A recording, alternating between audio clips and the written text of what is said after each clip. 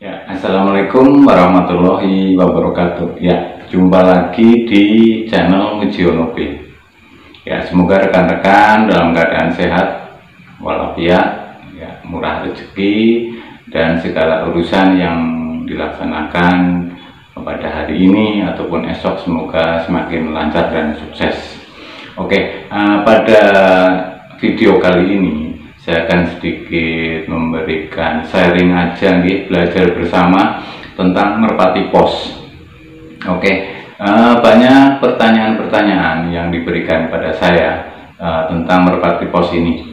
Ya, dari kandang, saat breeding, saat sebelum mengikuti lomba, ataupun saat lomba dan recovery sesudah mengikuti lomba.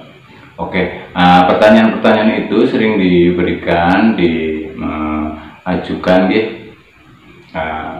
memang sudah banyak yang tahu, terutama senior-senior yang sudah lama penghobi merpati pos. Mungkin masih ada yang baru mulai mengenal merpati pos, mungkin video ini sedikit bermanfaat.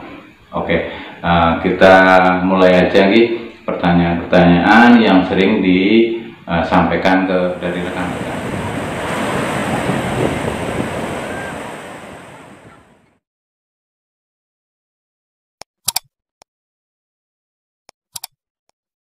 Dari kandang aja, mengapa kita harus membuat kandang terlebih dahulu daripada membeli merpati?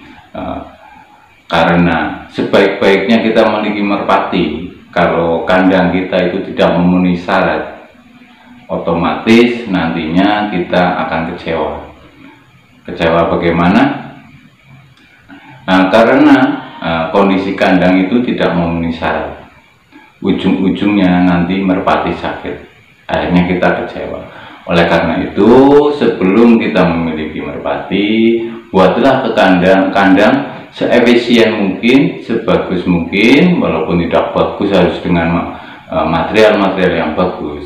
Minimal memenuhi syarat untuk kandang merpati pos agar merpati posnya itu tetap sehat dan kondisi tetap fit. Oke, ya, pada umumnya untuk ukuran kandang, ya, lebar 1,5 meter, saya kira itu sudah cukup, ya, 1,5 meter. Terus panjangnya kisaran 2 atau 3 meter. Itu sih sebenarnya tergantung dengan lahan yang kita miliki. 3 meter atau 5 meter memanjang itu tergantung lahan yang kita miliki. Ya, lalu bagian atap,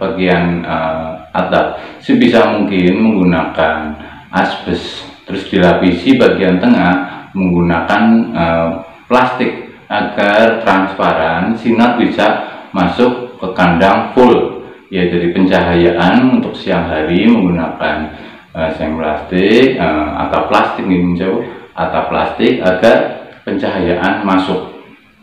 Oke, ya, pada posisi kanan kiri usahakan tertutup agar angin dari kanan kiri tidak masuk langsung menerpa merpati.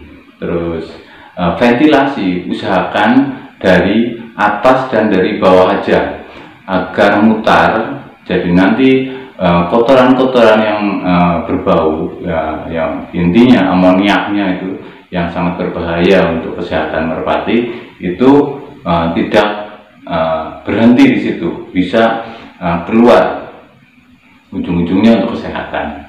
Oke, yaitu kanan kiri harus tertutup. Terus nanti bagian depan diberi kerai ataupun plastik saat malam hari untuk menutup bagian depan agar pada malam hari kondisi kandang tetap terjaga kehangatannya. Oke, terus lapisan kanan kiri usahakan itu menggunakan kayu, jangan menggunakan bahan aluminium ataupun apa, itu otomatis nanti kalau malam dingin. Tapi kalau kayu ataupun bambu, insya Allah nanti hangat, jadi kondisi si burung itu lebih terjamin kesehatannya. Oke, mungkin itu sedikit tentang gambaran kandang merpati. Oke, kita lanjut. Ada pertanyaan juga seputar kandang. Apakah merpati pos itu dijadikan satu kandang, satu koloni? Oke, ya. Kalau bisa, merpati pos kita bagi menjadi 3 sekat. 1 untuk breeding, 2 untuk pejantan, 3 untuk betina. Mengapa demikian? Ya, untuk breeding kita khususkan pintu sendiri. Jadi akhirnya nanti antara merpati-merpati indukan dengan merpati atlet itu terpisah. Saat pelepasannya pun nanti dibedakan waktunya. Oke, yang sebelah untuk merpati jantan. Mengapa dipisah antara jantan dan betina? Itu nanti efeknya saat ngawang dan saat lomba. Jadi di pagi hari usahakan si pejantan dulu dilepas, atlet-atletnya dilepas, otomatis pintu dibuka, pintu trapnya dibuka, pejantan ngawang. Lanjutnya nanti siang hari dikasih pakan, jantan masuk semua. Nanti siang hari atau sore hari baru si betina yang dilepas. Mengapa demikian? Ujung-ujungnya nanti jadi saat ngawang itu merpati tidak malas terbang. Andaikan dicampur antara betina dengan pejantan yang atlet dicampur, otomatis nanti mereka malas ngawangnya. Jadi berjumbu dan sebagainya, mungkin sedang birahi dan sebagainya, otomatis malas ngawang. Oleh karena itu kandang pejantan dan betina untuk atlet wajib dipisah. Oke, nah itu pertanyaan tentang mengapa merpati jantan dan betina wajib dipisah ini. Oke, pertanyaan yang kemarin diberikan, yang saya ingat gitu, dari rekan saya, berapa kalikah betina yang efektif untuk di breeding? Oke, menurut saya yang paling efektif, kalau kita memiliki betina yang bagus dan pejantan yang bagus, kita lakukan breeding itu 2 kali saja, 2 kali dulu. Pertama bertelur, mengeram, terus pelolohan, setelah itu penyapihan. Setelah penyapihan kita istirahatkan sebentar, terus bertelur lagi, pelolohan, pengeraman, pelolohan, terus penyapihan. Setelah itu kita istirahatkan dulu betina itu. Setelah kita istirahatkan, nanti kalau sudah benar-benar fit dan gemuk lagi dan siap untuk di breeding, baru kita lakukan breeding lagi. Sebelum kita melakukan breeding yang selanjutnya, pejantan kita jodohkan dengan betina yang lain. Jadi betina yang sudah breeding 2 kali itu diistirahatkan selang 1 bulan atau 2 bulan. Nanti kalau dia benar-benar sudah sehat, nanti baru kita jodohkan lagi dengan pejantan yang tadi. Jadi kita harus siap-siap memiliki betina lebih dari 2 ekor dalam 1 jantan. Jadi betina saat di breeding itu benar-benar sehat dan bisa menghasilkan pijikan yang kualitasnya cukup bagus. Oke, nah itu pertanyaan yang tadi, berapa kalikah efektifnya kita memiliki betina untuk di breeding biar kualitas pijikannya bagus. Oke, kita lanjut ke pertanyaan selanjutnya. Oke, ya, pertanyaan selanjutnya ini tentang bulu. Merpati pos pasti akan mengalami saat mabung.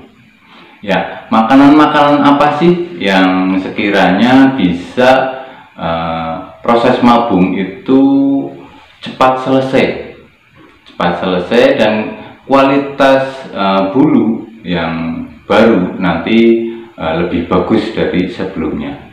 Oke, ya, Saat mabung kita harus memberikan nutrisi makanan-makanan yang lebih ekstra daripada biasanya saat tidak mabung. Kita harus memberikan nutrisi-nutrisi yang lebih baik, ya, terutama kacang-kacangan, karena kacang-kacangan itu mengandung protein yang cukup banyak. Oke, seperti kacang tanah, kedelai, kacang hijau, terus kenari seed, millet. Oke, ya, dengan pemberian protein yang cukup tinggi, otomatis nanti kondisi bulu yang tumbuh lagi itu lebih berkualitas atau lebih bagus. Dan yang terakhir, wajib pemberian grade. Pada dasarnya dengan pemberian grade, nanti pada lidi bulu-bulunya yang ada di sayap gitu, itu otomatis kualitasnya lebih bagus, ya. Di samping diberikan protein kacang-kacangan, berikan makanan yang berprotein tinggi, ya, berupa kacang-kacangan, wajib pemberian grade. Oke, mungkin itu sedikit yang saya alami untuk perbaikan bulu pada merpati. Ya, kita lanjut ke pertanyaan selanjutnya. Oke, ya, ini benarnya pertanyaan ringan, tapi sering disampaikan oleh rekan-rekan. Apakah bila kita memiliki telur yang istilahnya kualitasnya bagus, dari indukan bagus, apakah kalau dibabukan itu kualitas merpati tersebut masih tetap bagus atau mengikuti si indukan yang melolohi? Oke, dari pengalaman saya, telur yang dibabukan pada merpati tinggian atau merpati JS dan sebagainya itu menurut saya itu tidak berpengaruh sama sekali dari karakter, dari segi body dan lainnya gitu. Itu tetap seperti indukan aslinya, ya, tidak berpengaruh sama sekali. Jadi rekan-rekan jangan khawatir walaupun telur itu dibabukan, kalau memang kualitas pijikannya bagus, dari indukan bagus, pasti akan keluar merpati pijikan yang bagus juga. Oke, jadi itu cuma mitos aja nih. Oke, kita lanjut pertanyaan. Ini pertanyaan yang sering disampaikan juga dari rekan-rekan. Bagaimana sih cara kita melakukan pemberian obat cacing? Ya, obat cacing itu wajib diberikan kepada merpati kita, karena merpati kita pasti terkena cacing. Nah, dengan terkena cacing itu pasti akan menghambat pertumbuhan si merpati itu, dan tentunya nanti saat lomba merpati pos kita itu terdapat gangguan dalam pencernaan. Oleh karena itu selama 6 bulan sekali, kalau saya 6 bulan sekali itu wajib diberikan obat cacing. Nah, kalau merek obat cacing itu variatif, kita mau memakai merek A, merek B dan sebagainya, variatif. Mungkin rekan-rekan sudah terbiasa lagi udah menggunakan obat cacing.